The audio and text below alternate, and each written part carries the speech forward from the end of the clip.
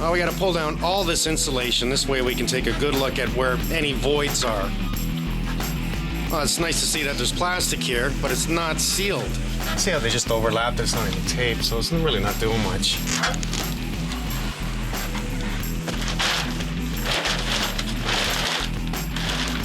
It's also getting on the inside of the house on this side because there's no insulation there. Here's our ductwork coming out of the wall. You see the vertical 5-inch line that comes up, and what is that doing? But let's insulate the low side and run a heat duct in there, and that'll keep that floor warm. That's what that is supposed to do. If you run heat in any type of zone, you have to have a return, and I don't see a return.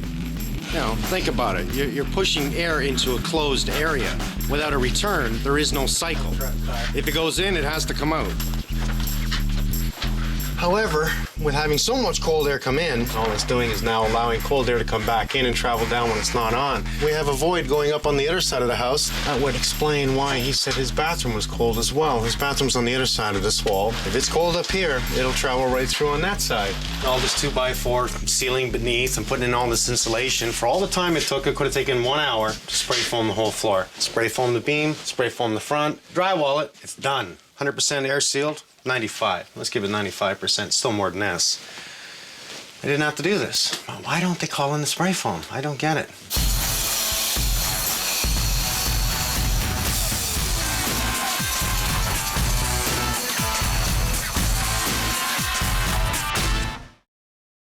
Almost. They almost had it. Right. Yeah. One big mistake here cost a whole lot of cold going upstairs. 8 degrees difference in that room. Makes sense to me now. Unfortunately, this is the most common thing I see, Alex, and I'm sure you do too, is that anytime we have a room over a garage or an overhang on the outside of the house, everybody complains it's so friggin' cold. Look at all the holes in the blocks all the way across. Now, as I shine my flashlight through, I see the inside wall upstairs. Ran a hot line in there, so 5-inch just to help warm the floor. So we have warm air now exiting, meaning cool air. That's moisture. And that means it's gonna rot everything in the front here. We'll close that line off, spray foam the floor, and we'll also do an air seal on the joist ends up there. Right. And that joist end up there. Just give it a quick seal. That should give us some more comfort up there. The biggest benefit you're gonna gain from the spray foam, besides you're gonna keep the heat up there and the floor's gonna be warmer, is the carbon monoxide. If the vapor area's got a pile of holes in it, you can't keep it warm. How are you gonna keep the carbon monoxide from entering the house is my question. We'll spray about 4 inches thick to give an R value of 29. R stands for resistance, and what that's going to do is the higher the number, the better the insulation. Code calls for R25 or 29, even better. Now, we all heard about CFCs and what it does to the ozone layer. Now we use different propellants that are a lot more friendly to the environment. So it's a trade-off. Better insulation means use less harmful gases from your furnace to last a lifetime. Every nook and cranny is filled. That's just perfect. We'll start by just getting everything out of here, just so we create some room. I'm gonna get this electrical run. We're gonna get the installation back up for sound, drywalled, 2 coats of plaster, and we will be out of here today. Just running an electrical line, which they forgot to do. Give a plug for this door opener instead of running an extension cord across the ceiling and bringing it back down. Well, we have really 2 reasons why we want to drywall and plaster 2 coats in the garage. 1, fire. 2, gas streams from coming inside their house. They should have run this when they built the house, but, you know, things get missed. That wire too tight, or just snug enough. Problem is, you get a lot of shorts when you make that connection way too tight. We want to make sure we do some clips on the wire. The clips that hold the wire are only to hold the wire from falling or moving, so you don't want to hit them too hard. Personally, I don't think it's wise for people to touch electrical unless they really know something about it. It's called a rasp. It's for taking the edge off of the drywall. Sometimes when you break it, you get a rough edge on it. So rather than trying to cut a small edge off with your knife, which is hard to do, just take the rasp. Nice and easy. This won't take us too long. We'll probably be 4 hours. We'll have it all drywalled, 2 coats of plaster. The only reason we're putting the insulation back in is I don't want to throw it to the junkyard, and it's going to work as really a sound absorption for the garage door opener. Let's not waste it. Let's put it back. Now we're going to drywall the whole garage with 5/8 drywall, and what that's going to do is give us a much better fire break from the garage to the house. much better than half-inch drywall. Well, we've finished all the ceiling. I just got to get the corner beat up. I want to start plastering now. I want to get 2 coats on this before this day's out. But to make it safe, we're doing a quick clean and going back at it.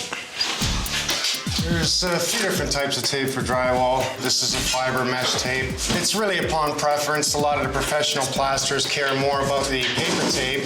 They don't like the mesh tape. Personally, I love it.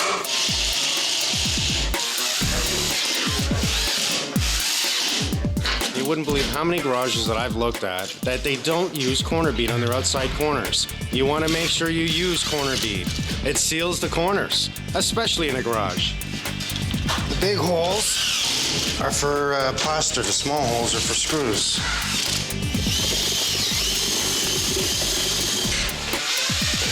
The other guys had taped this area. I'm not going to do that. I'm going to bring the drywall a little lower than the wall, and then I'm going to beat it with acoustic sealant joint. And what that does is stops all air from coming in.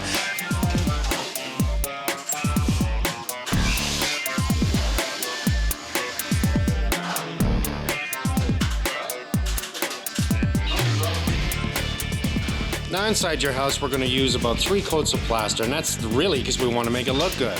The garage, a whole different story. It doesn't have to be pretty.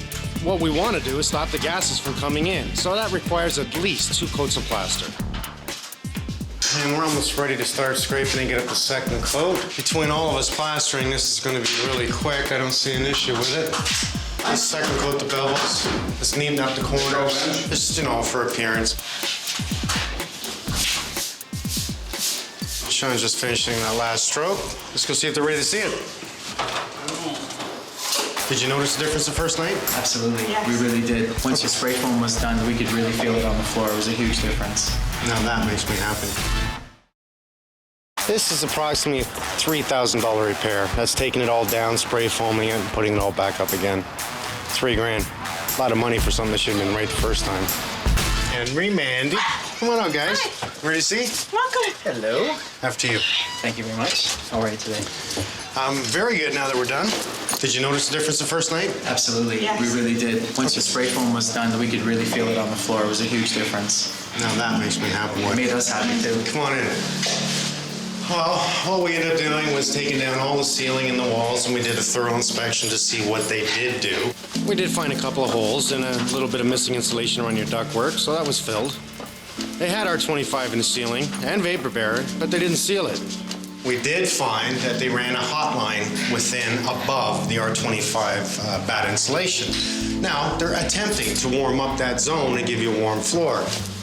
Well, with no return, this isn't going to work. If it goes in, it has to come out. Not to mention, the total front end Was leaving air galore coming in, especially the front wall. And that would really coincide with what you said, that breeze you're feeling through the baseboard, the breeze you're feeling through the ductwork. So from there, I called in my spray foam specialist, and he sprayed absolutely everything, even your ductwork, all across the front, directly up. We re-drywalled it. We used 5/8 on the ceiling. That's beautiful. I ran you a receptacle, Wow. so you no longer need that extension cord. Thank you. We really appreciate that. That's very good of you. Oh, it should have been done in the first place. Well, after all is said and done, it's not the most beautiful job I've ever done. However, we did solve the problem of it being cold within the house.